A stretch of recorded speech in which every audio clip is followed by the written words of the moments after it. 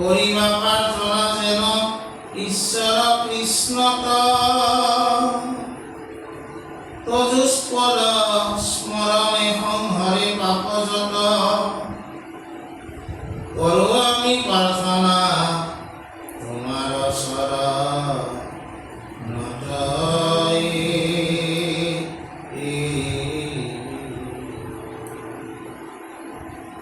আজি আমার রত্নাবলী যেহেতু হঠঙ্গ বিবেচন চলি আছে, এই হঠঙ্গ বিবেচন বৈষ্ণৱ বা সন্তসকলৰ সংগৰ যিটো মহিমা, এই মহিমা বিদিত কৰাৰ উদ্দেশ্যে হ'ল হঠঙ্গ বিবেচন।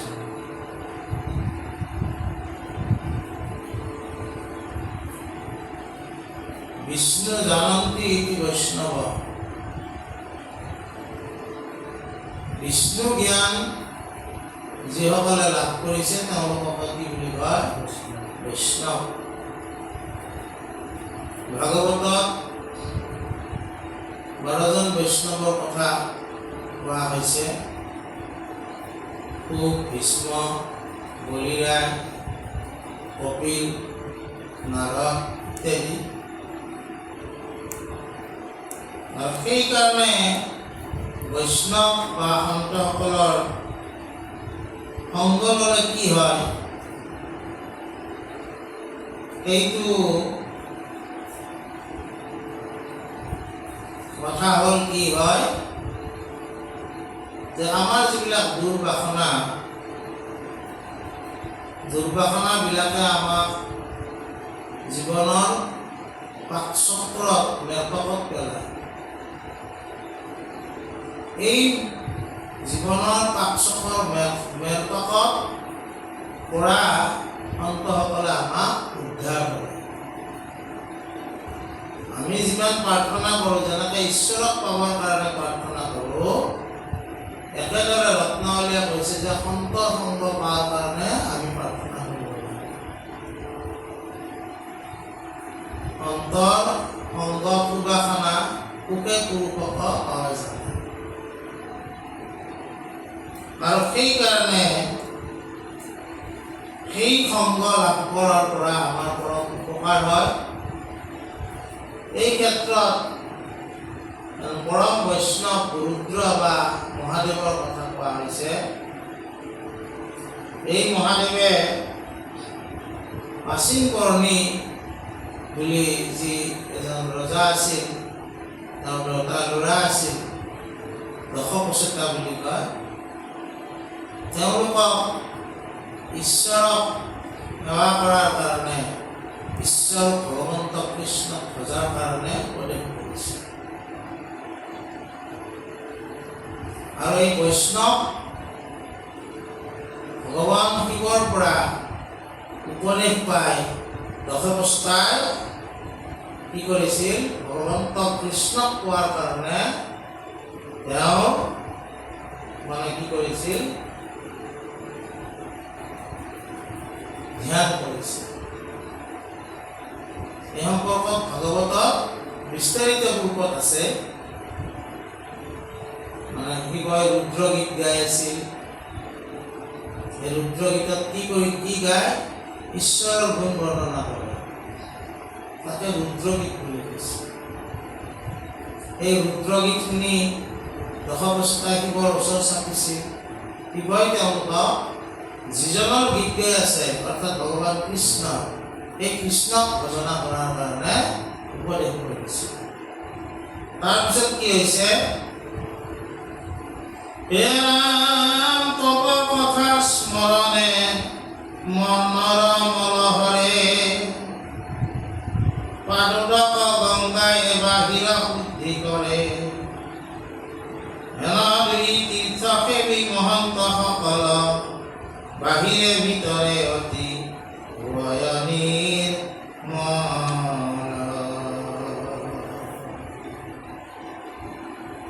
ইয়াতে কি কৈছে যে গংগা, যি গংগা আমি তীৰ্থ গংগা বুলি কওঁ, তাতে স্নান কৰিলে মানুহ পবিত্ৰ হয়। গংগা স্নানত বাহ্যিকভাৱে আমি পবিত্ৰ হওঁ পানীৰে স্নান কৰিলে, বুজা? কিন্তু সন্তসকলৰ লগত বহা উঠা কৰিলেও এক প্ৰকাৰ স্নান হয়। এই স্নানে কি কৰে? তোমাৰ অন্তৰ্বৃদ্ধি কৰে। আমি যি শৌচৰ কথা কওঁ, শৌচ, এই শৌচ শুদ্ধি দুই প্ৰকাৰৰ, বাহ্যিক শুদ্ধি, দৈহিক শুদ্ধি আৰু আন্তৰ শুদ্ধি। দৈহিক শুদ্ধিটো আমাৰ পানীৰে হ'ব, কিন্তু অন্তৰ শুদ্ধি আমাৰ অন্তৰ সংগ বহিলে যি বিষ্ণু জ্ঞান আমি লাভ কৰিম, সেই জ্ঞানে তোমাক কি কৰিব? অন্তৰ শুদ্ধ কৰাব। তাকে কৈছে। আৰু সেইকাৰণে কৈছে যে আমি যে তীৰ্থ কৰিবলৈ যাওঁ, তীৰ্থবিলাক কৰিবলৈ যায়, আমি ধৰ জগন্নাথ মন্দিৰত গ'লোঁ, তাতে আমাৰ সাগৰ আছে, সাগৰত স্নান কৰিলোঁ, তাৰপিছত জগন্নাথ আমি দৰ্শন কৰিলোঁ, তাৰপিছত জগন্নাথৰ যি তাতে ভাগৱতো পঢ়ে, কিন্তু আমি সেই ভাগৱত ইত্যাদি আমি মানে গমে নাপাওঁ। অৰ্থাৎ কি? সাগৰ বা নদীত আমি স্নান কৰিব লাগে, তাৰপিছত আমাৰ দৰ্শন আছে, তাৰপিছত তাতে থকা সৎসংগ যি আছে, সেই সৎসংগ ঈশ্বৰৰ কথা শুনিব লাগে। তেতিয়া তাৰমানে কি হয়? সেইও তীৰ্থ, এইও তীৰ্থ। সন্তৰ সংগ য'ত, সিও মহাতীৰ্থ বুলি কৈছে, বুজা নাই? আৰু সেইকাৰণে ইপাৰ সাগৰ দৈৱকী নন্দন পুৰীও মনৰ কাম, ভকতৰা সংগ সদানুচুক মুখে তোলা গুণৰ নাম। তাৰপিছত কি কৈছে? মেতেকে ভূতক দয়া কৰে নিৰন্তৰ, ৰাগ লোভ কাম ক্ৰোধ কুশীল মনৰ, মহন্তৰ সংগ কৰি উপদান, আমাক তোমাৰ অনুগ্ৰহই ইমান, মোহে কৰ বচন কথং সিমানে, দশ পচে তাৰ বাক্য কম্পন চিয়াম।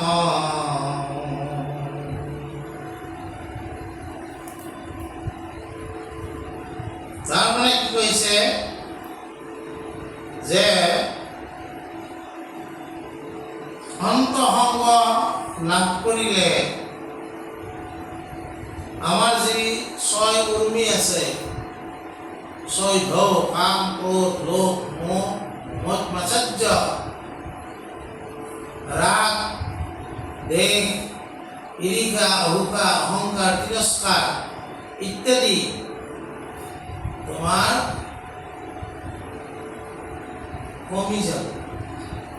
ভক্তসকলৰ কথা শুনি থাকিলে তোমাৰ ৰাগ কমিব, দেশ মানে হিংসা কমিব, ঈৰ্ষা কমিব,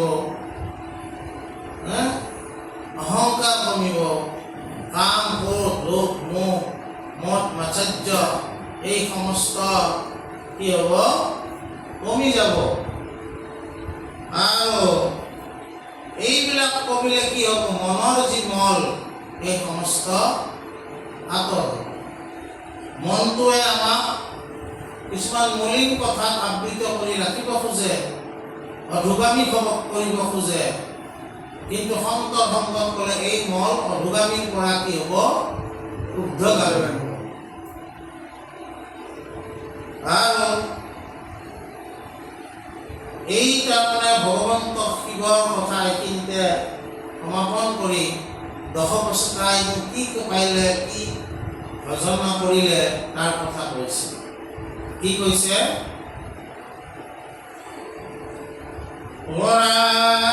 পায়াদশ জনে ৰূপ দেশ মহেশ্বৰা,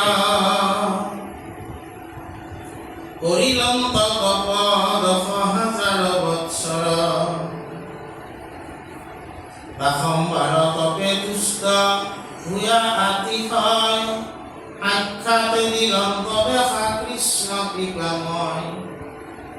এই দশবস্তাই 10,000 বছৰ ধৰি তেওঁলোকে ঈশ্বৰক পোৱাৰ কাৰণে তপস্যা কৰিছে আৰু সেই তপস্যাত সন্তুষ্ট হয় ভগৱন্তই তেওঁলোকক সাক্ষাৎ দিলে। তাৰপিছত কি হৈছে? হে ৰাম বৰলোৱা বুলি কলো ধিয়া বাৰে বাৰ বিনা অন্ত দশ পাছে কৰি নমস্কাৰ পাইলো আমি আখিৰ সুখে তজু পদ মূল আছে আৰু কোন বৰ আস কোন তুল।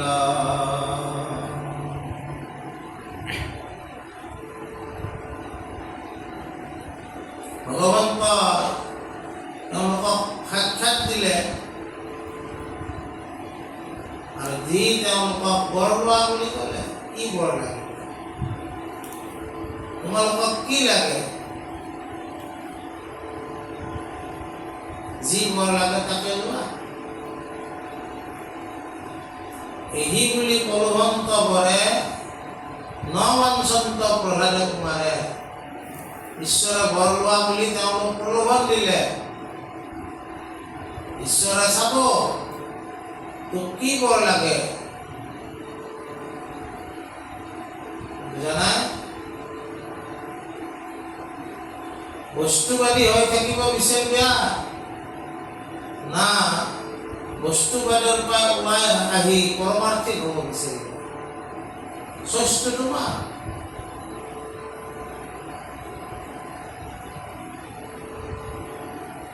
সাধাৰণতে আমি সকলোৱে ঈশ্বৰক লগ পালে আমি কি ধন ঐশ্বৰ্য বিভূতি এইবিলাকে বিচাৰিমতো, কিন্তু ঈশ্বৰৰ যিটো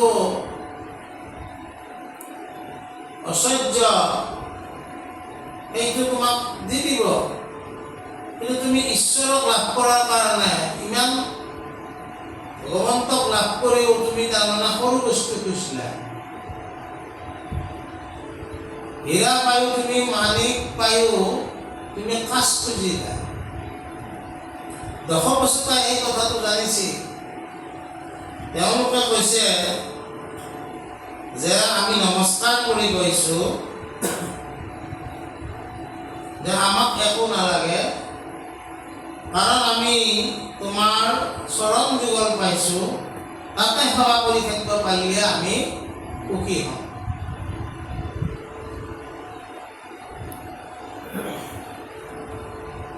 ঈশ্বৰৰ চৰণ যুগল আমি পাইছোঁ, ইয়াত সেৱা কৰি থাকিব পাৰিলে আমি সুখী হ'ম। বন্ধু মাধৱহে তোৱা বিনে আছে আৰু তাৰ হকে।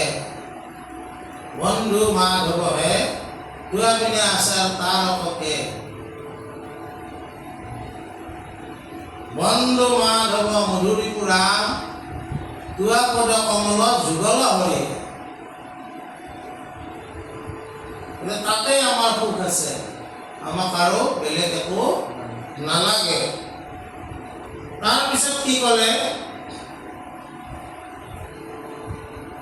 যেন মধু কৰে সুখে পাৰিজাত পাই, কাকতে যি পুন আন বৃক্ষ নযায়।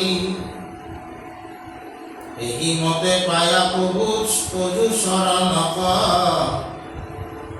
পুৰাণ আকতে যি কেনে আমি পাৰ্থিব আনক।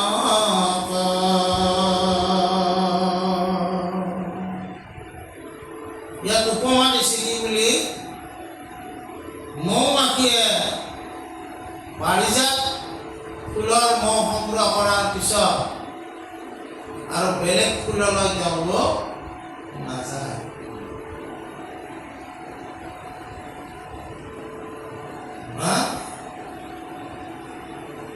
কাৰণ মহাপুৰুষ মাধৱদেৱে আকৌ ঘোষাত গাইছে কি? হৰি ৰাম ৰাঘৱ ৰঘুপতিয়ে তুমি দেৱ অগতি নাই এহেতু আপদ কমলৰ মকৰন্দৰ খেৰতি কৰিয়া খা পোকমূৰ মতি নাই হৰি ৰাম ৰাঘৱ। ঈশ্বৰৰ পদত কি আছে? মকৰন্দ মধুৰস আছে। সেই চৰণ পাই আৰু আমাক আৰু বেলেগ আমি ফুলত যাব নালাগে। তাকে কৈছে, গতিকে প্ৰভু তোমাৰ চৰণ যুগল পাই আমি আৰু আন বস্তু প্ৰাৰ্থনা নকৰোঁ। ইয়াৰ পিছত কি কৈছে? ব্ৰহ্মপদ বায়ু মনো ৰথ সীমা নাই তথাপিতো একবৰ দিও অবসাই তোমাৰ মায়ে আমি নিজ কৰ্মগতি ভ্ৰমহু যাৱত ইটো সংসাৰে সম্প্ৰতি জন্মে জন্মে ভকতজু অংগ ভকতৰ মিলোকা প্ৰসংগ প্ৰভু দিও এই বৰ বুলিবা মোহৰা সংগ নুখুজিলা কি কম ভকত খবৰ সংগ তোমাদয় ধীত। দশবচতাই কি কৰিলে যে তেওঁলোকে বুজি পাইছে যে ব্ৰহ্মপদৰো সীমা নাই। তাৰমানে আমি যিমান বস্তুবাদী সুখ লাভ কৰোঁ নোপোৱালৈকে আমাৰ সেইটোৰ প্ৰতি স্পৃহা বহুত। পোৱাৰ পিছত সিও আমাক সুখ দিবা নোৱাৰা হয়। ক্ষমতাৰ প্ৰতিও আমাৰ খুব লোভ। ক্ষমতাটো পোৱাৰ পিছত ক্ষমতা পোৱাজনে কি কি দুখ অনুভৱ কৰে সেইটোক তেওঁহে ব্যাখ্যা কৰিব পাৰে। দেখাত হেমন্ত বিশ্ব শৰ্মা আমাৰ মুখ্যমন্ত্ৰী, দেখাত তেওঁ আমি জানো তেওঁ বহুত মানে ক্ষমতাৰ অধিকাৰী হৈছে, কিন্তু তেওঁ জানে তেওঁ এই ক্ষমতা পাই কিমান সুখী হৈছে।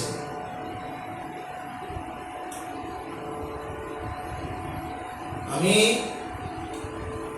এই কথাবিলাক জনাৰ কাৰণে ইচ্ছা থাকিলে আগতে যিবিলাক এই ক্ষমতাত অধিষ্ঠিত হৈ গৈছে তেওঁলোকৰ বায়োগ্ৰাফীবিলাক পঢ়িব লাগিব। তেওঁলোকে লিখি থৈ যায়।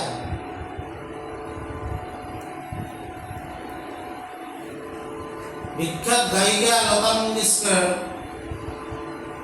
তেওঁক একবাৰ সোধোতে তেওঁ কৈছে যে অহা জন্মত মই গায়ক হ'ব নিবিচাৰোঁ।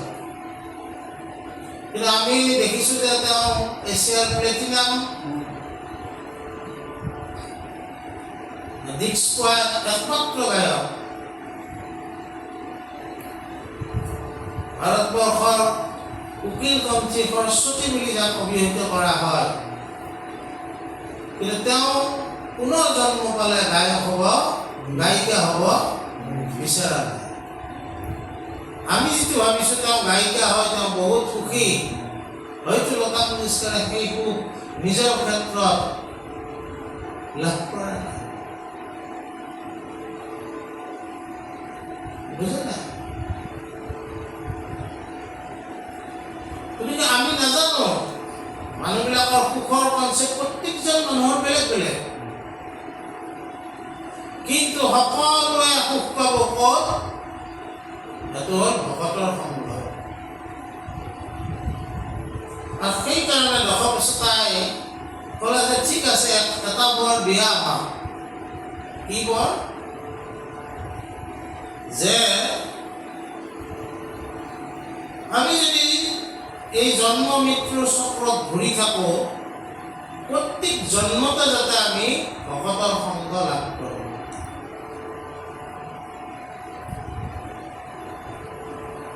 ভকতৰ সংগ পালে তোমাক আমি পামেই। কৃষ্ণক পাইবাৰ ভকতেহে পন্থ, এই কথা কহে গীতা ভাগৱত গ্ৰন্থ। সেইকাৰণে ভকতৰ সংগ আমাক দিবা। আৰু দশবস্তাই কৈছে যে ঈশ্বৰক পাই ঈশ্বৰক নুখুজিলা, মোক নুখুজিলা, তোমালোকৰ ভকতক কিয় খুজিলা? ভকতৰ সংগ তোমালোকে অধিক বুলি কিয় মানিলা? এতিয়া কি কৈছে?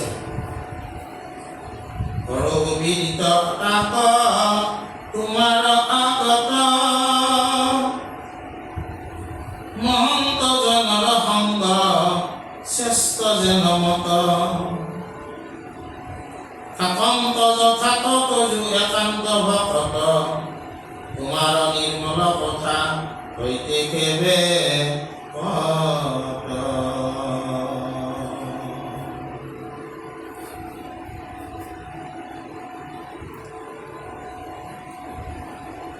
তাৰমানে এইটো কথা ইয়াত কোৱা হৈছে যে ভকতৰ সংগক শ্ৰেষ্ঠতা কিয় দিয়া হৈছে?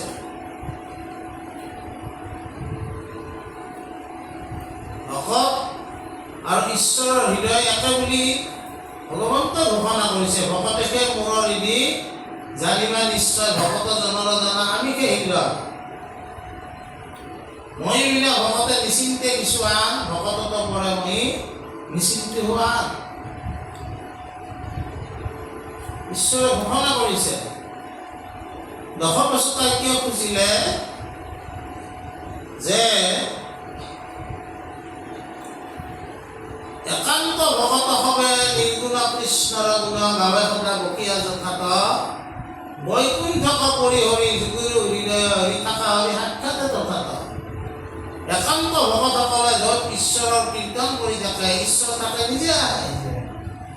সেই একান্ত ভকতৰ যদি আমি সংগত থাকো, তোমাক আমি বিচাৰিব নালাগে, তুমিতো আহিলেই তাতে।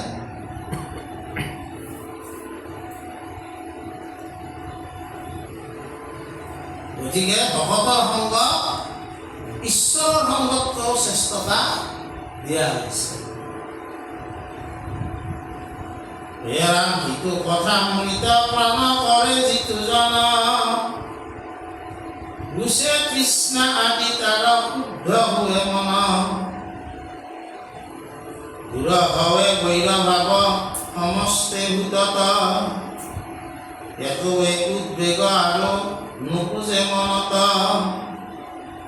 বাৰে কৃষ্ণ আদি যত অসত সংগত, অন্তৰ সংগত ক্ষয় হোৱে সমস্তত, হেনয় মহন্ত হব থাকয় যথাত, থাকা তুমি নাৰায়ণ সাক্ষাতে তথাত।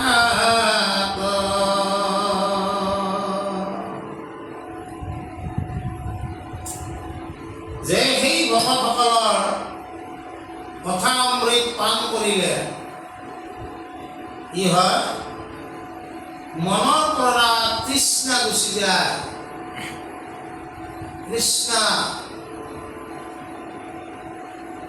তৃষ্ণা মানে পিয়াহ। আমাৰ বিভিন্ন তৃষ্ণা আছে মনত,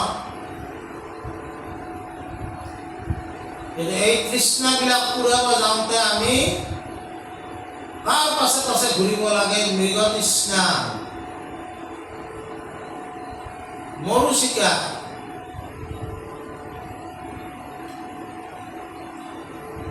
মৰুচিকা বা মৃগ তৃষ্ণা তাক কৈছে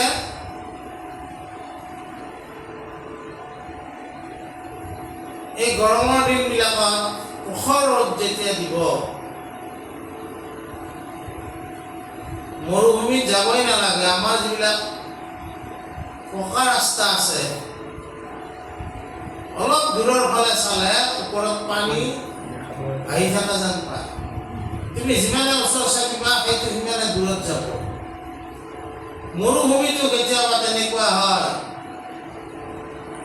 মৃগবিলাকে পানী বিচাৰি বিচাৰি যিমানে যাই থাকে সিমানে সি মৰুচিকা দূৰত যাই থাকে। শেষত মৃগটোৰ কি হয়? মৃত্যু হয়। মনুষ্য জীৱনতো এই তৃষ্ণাৰ পাছে পাছে ঘূৰোতে আমাৰ কি হয়? মৃত্যু হয়।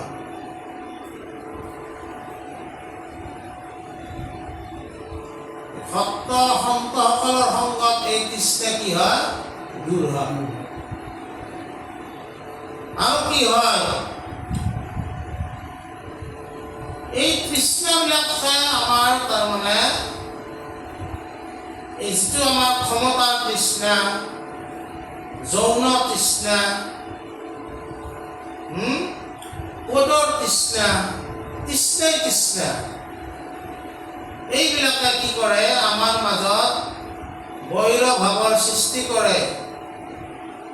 মোৰ তৃষ্ণা হৈছে মই এটা পদ পাব লাগে, তাৰে আগত যদি কোনোবা আকৌ বেলেগ বেলেগ পদৰ কাৰণে উপযুক্ত হয়, তেওঁলোকক মই বৈৰ ভাৱ কৰোঁ।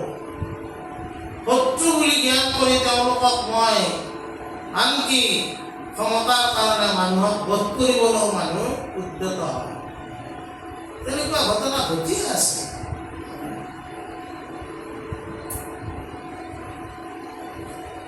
গতিকে তাৰমানে কি কৈছে?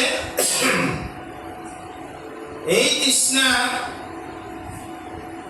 সন্তৰ সংগত যেনেকে কমি যায়, অসতৰ সংগত এই তৃষ্ণা কিন্তু বৃদ্ধি পায়। গতিকে অসতৰ সংগ আমাক ত্যাগ কৰিবলৈ দিছে। আৰু ভগৱন্ত ক'ত বিৰাজমান হৈ থাকে বুলি কৈছে? সন্তসকলৰ লগত সাক্ষাতে তেওঁলোক থাকে বুলি কৈছে। মহন্ত বা সন্তসকল ভগৱন্তৰ সাক্ষাৎ স্বৰূপ। তুমি ভগৱন্তক লগ পাব নালাগে। এজন মহন্ত বা সন্ত পুৰুষক যদি লগ পোৱা, তুমি ভগৱন্তক পোৱাৰ দৰে হ'ব। তাৰপিছত কি কৈছে? একান্ত সন্তৰ গতি তুমি শেষৰ কথা, মুক্ত সংগ সকল তোমাৰ শান্ত কথা, শ্ৰৱণ কীৰ্তন সদা কৰন্ত সাক্ষাৎ, হৃদয়ত পৰম আনন্দ হৈ যাত, ধনয় মহন্ত হব যথাত ভ্ৰময়, ও সমস্ত তীৰ্থকে আতি পবিত্ৰ কৰয়, সংসাৰ তাপক হন্তে ভয় আছে যাৰ, সাধুৰ সংগক শ্ৰদ্ধা নুহিবে কি তাৰ, দশ পছে তাৰ কথা কৈলো এহি মানে, শুনা যেন পৰমাৰ্থ কহো বিদ্যা মানে।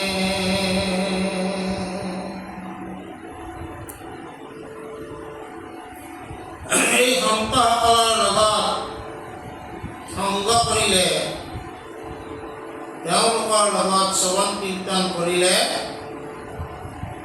হৃদয়ত আনন্দ মূৰ্তি সচ্চিদানন্দ বিগ্ৰহৰ ওপৰত উদয় হ'ব।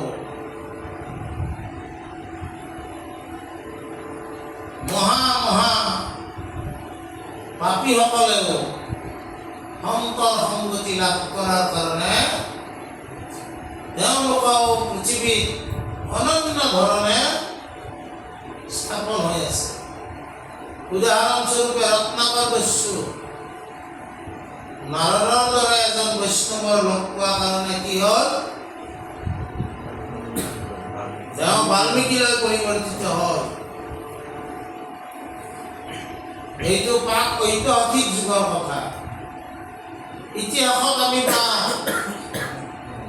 যে বুদ্ধদেৱৰ দিনত দস্যু অংগুলিমাল জীয়া সকলো মানুহক কাটি আঙুলিগিলা গলত আলি লৈছিল, এই অঙ্গুলিমালো বুদ্ধদেৱক সংগ পাই তেওঁ এজন বৌদ্ধ ভিক্ষুলৈ পৰিৱৰ্তিত হ'ল। তেওঁ বুদ্ধৰ চৰণত সেৱা কৰি গালে বৌদ্ধম শৰণম গচ্ছামি, ধৰ্মং শৰণম গচ্ছামি, সংঘং শৰণম গচ্ছামি। বুদ্ধ ভিক্ষু হ'ল মহা ত্ৰাসৰ সৃষ্টিকৰ্তা অঙ্গুলিমাল। বুদ্ধ ভিক্ষুলৈ পৰিৱৰ্তন হওঁতে ওচৰৰ গাঁৱৰ মানুহবিলাকে তেওঁক শিলগুটি নিক্ষেপ কৰিলে। আমাৰ তেনেকুৱাই হয়, কোনোবা এজন যদি অলপ বেয়া মানুহ ভাল সংগ আহে, প্ৰথমতে তেওঁক গ্ৰহণ নকৰে, এই একনো কিয় আহিব দিছে। সকলোৰে শিলগুটি নিক্ষেপ সহ্য কৰি তেওঁ পুনৰ বুদ্ধৰ ওচৰলৈ গ'ল।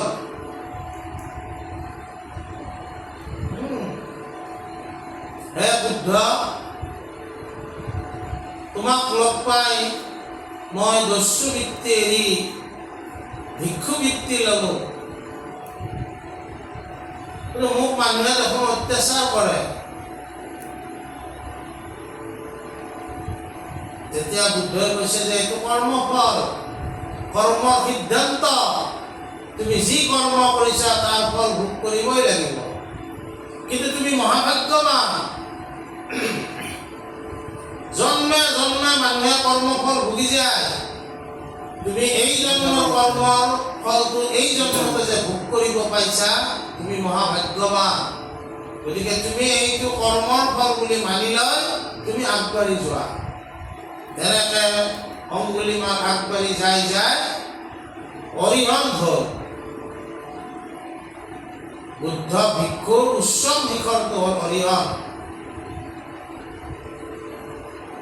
বুজা নাই? গতিকে আমাকো আজি কৈছে যে সেই সাধুসংগ অনুসৰা, এই সাধুসংগ অনুসৰণ কৰিলে কি হয়, আমি সংসাৰৰ যিবিলাক কাম,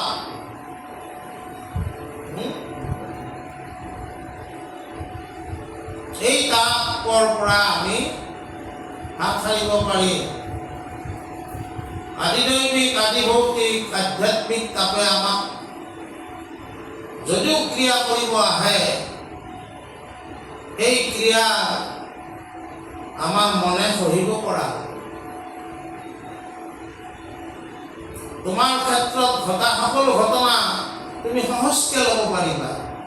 ঈশ্বৰে এই ক্ষেত্ৰত তোমাক আত্মজ্ঞান প্ৰদান কৰিব। সন্তসকলে যি জ্ঞান তোমাক প্ৰদান কৰিব, সেই ঐশ্বৰিক জ্ঞানে তোমাক শক্তি দিব। তোমাৰ জীৱনত যি ঘটিছে সকলো ঈশ্বৰৰ ইচ্ছাত ঘটা বুলি তুমি মানি ল'ব পাৰা। যিটো শক্তি, এই শক্তি তোমাৰ গঢ়ি উঠিব। গতিকে দশবচতা এইখিনি কথাতে সমৰ্পণ হৈছে। গতিকে আমি অহাকালি ইয়াৰ পাৰমাৰ্থিক অৰ্থ আছে, সেইখিনি আমি বিচাৰ কৰি যদি ভগৱন্তই কৃপা কৰি চাম। কৃষ্ণ